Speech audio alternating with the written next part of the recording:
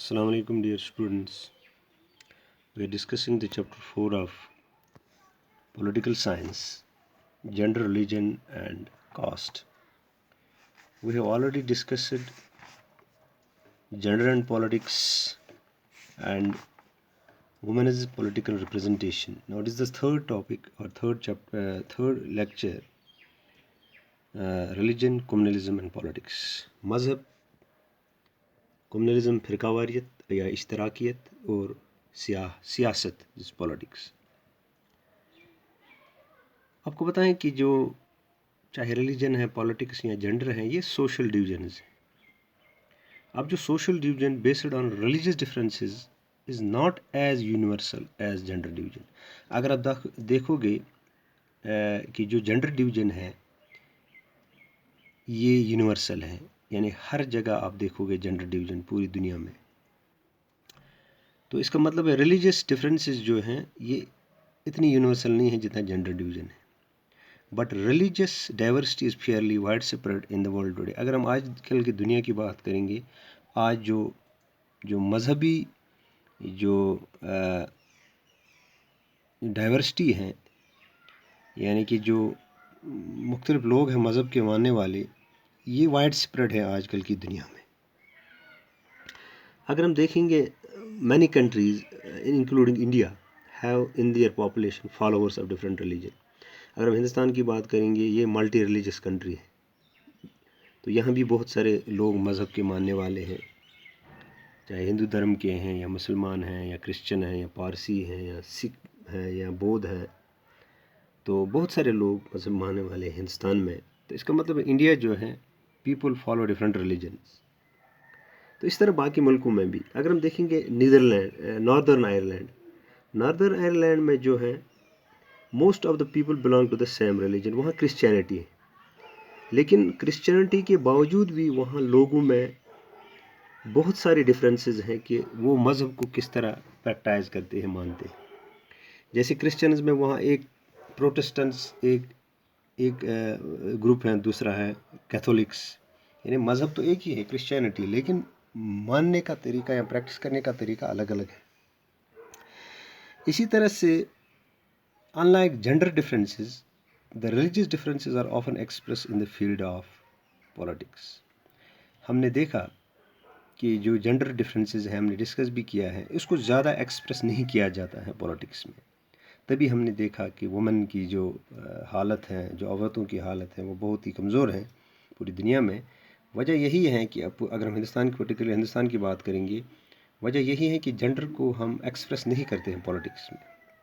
लेकिन जो religious differences हैं, they are often express in the field of politics. जो रिलीजियस डिफरेंसेस है वो पॉलिटिक्स में छाती है, यानी छाई जाती है, उनको ज़्यादा डिस्कस किया जाता है और जेंडर को ज़्यादा डिस्कस नहीं किया जाता है। अगर हम गांधी की बात करेंगे तो गांधी कहता था कि religion can never be separated from politics. वो कहता था कि हम मज़हब को सियासत से कभी अलहदा नहीं कर सकते। तो उसका मतलब क्या था फिर? What he meant by religion was not any particular religion like Hinduism और इस्लाम।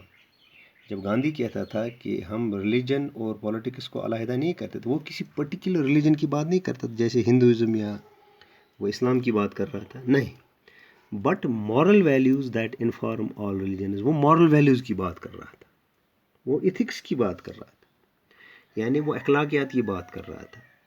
यानी वो कहता था कि we can not separate religion and politics, but moral values that inform, जो भी मज़हब हैं, हर एक मज़हब में मॉरल वैल्यूज़ होते हैं, अखलाकियात होते हैं। तो वो क्या कह रहा था गांधी? ही believed that politics must be guided by ethics drawn from religion.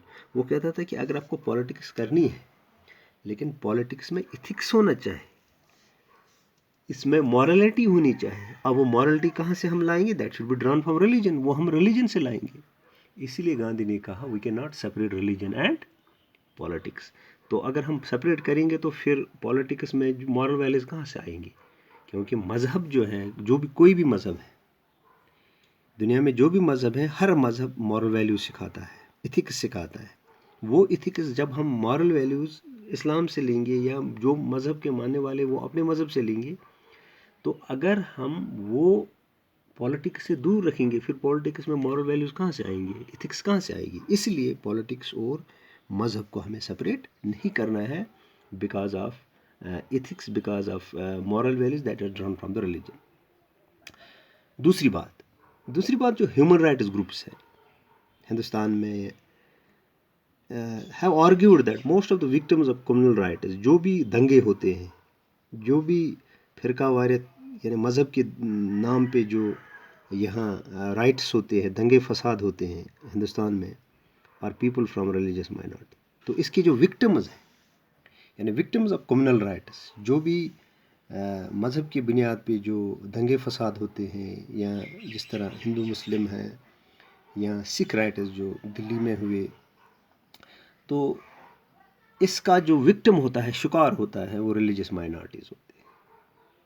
तो अब रिलीजियस माइनॉरिटी उन्होंने डिमांड किया है, they have demand that government should take special steps to protect religious minority ने कहा कि गवर्नमेंट को चाहे कि वो ऐसे कदम उठाए ताकि जो रिलीजियस माइनॉरिटीज़ हैं उनके जो राइट्स हैं वो प्रोटेक्ट होने चाहिए। ये दूसरी बात थी।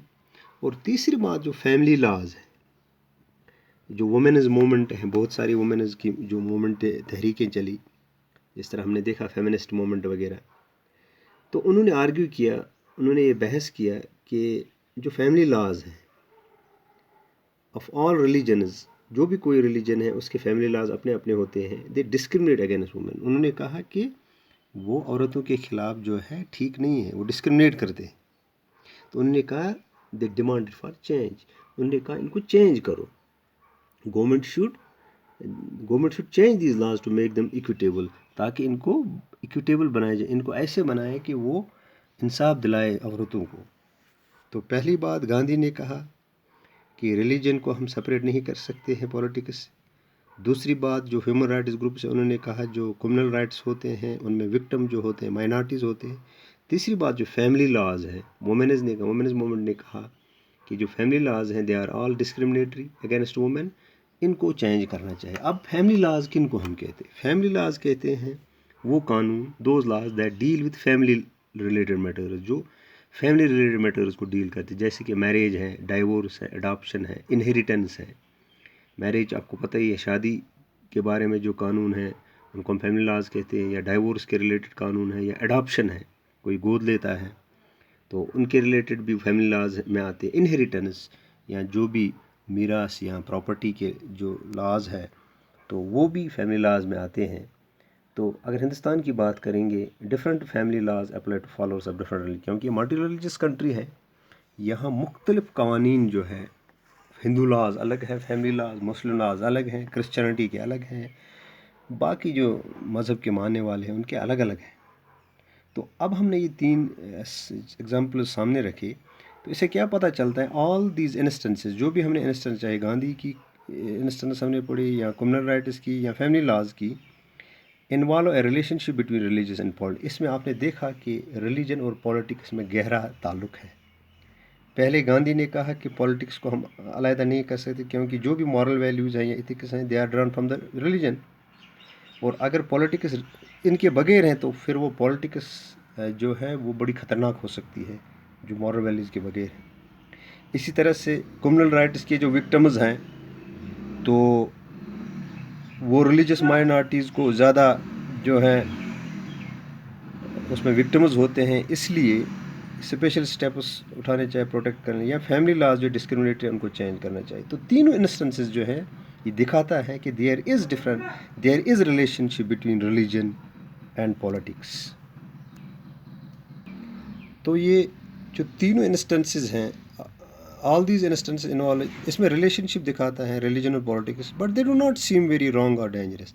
अब ये इंस्टेंस ऊपर जो हमने देखे, हमें नहीं लगता है कि ये गलत है या ये ख़तरनाक है, डेंजरस है। Ideas, ideals and values drawn from different religions can and perhaps should play a role in politics। जो भी आइडियाज़ हैं, आइडियल्स हैं या वैल्यूज़ हैं, जो भी मुख्तलिफ मज़ाहिब से हम ड्रा करते हैं, they should play a role in politics. वो पॉलिटिक्स में अच्छा रोल प्ले कर सकते हैं। People should be able to express in politics their needs, interest and demands. लोगों को चाहे कि वो पॉलिटिक्स में क्या एक्सप्रेस करें, अपनी नीड्स, अपनी ज़रूरियात, अपने इंटरेस्ट्स, अपनी demands as a member of religious community. यानी कि अगर किसी भी मज़हब का कोई मेंबर है, कम्युनिटी का मेंबर है, उनको चाहे कि वो एक्सप्रेस करे पॉलिटिक्स में अपनी नीड्स, अपनी इंटरेस्ट, अपनी demands. Those who hold political power, अब जो हमारे पॉलिटिकल लीडर्स हैं जो पॉलिटिकल पावर होल्ड करते हैं, should sometimes be able to regulate the practice of religion. उनको चाहे कि वो मज़हब में जो रिलेटेड मैटर्स हैं उन पे वो नज़र रखे, उनको रेगुलेट करे, उनको चेंज करे, so as to prevent discrimination and oppression, ताकि जो जुल्म होता है या जो ऑपरेशन होता है या जो डिस्क्रिमिनेशन होता है, जो इम्तियाज़ होता है, फ़र्क होता है, उसको वो रोक सकेंगे। These political acts are not wrong as long as they treat you religion equally. ये पॉलिटिकल एक्ट्स जो हैं ये तब तक गलत नहीं हो सकते हैं जब तक हमारे लीडर्स जो हैं हर एक मज़हब को वो इक्वली ट्रीट करें। तो फिर ये जो है जो relation between religious and politics हैं ये विल पीसफुल है। लेकिन अगर हमने इसको गलत इस्तेमाल किया, रिलीजन को पॉलिटिकल पर्पस के लिए गलत इस्तेमाल किया, जिसको हम कम्युनलिज्म कहते हैं, या हमने कम्युनल पॉलिटिक्स खेला, तो फिर जो relation between religion and politics है it is dangerous for the nation, it is dangerous for the people. लेकिन अगर हमने इसको पीसफुली हैंडल किया, हमने इसको बैलेंस्ड यूज़ किया, तो फिर ये तमाम कम्युनिटीज़ के लिए बहुत ही अच्छा रहेगा। तो डियर स्टूडेंट्स, ये हमने डिस्कस किया introduction religion, communalism and politics का। तो इंशाल्लाह नेक्स्ट लेक्चर में हम कम्युनलिज्म डिस्कस करेंगे। Thank you.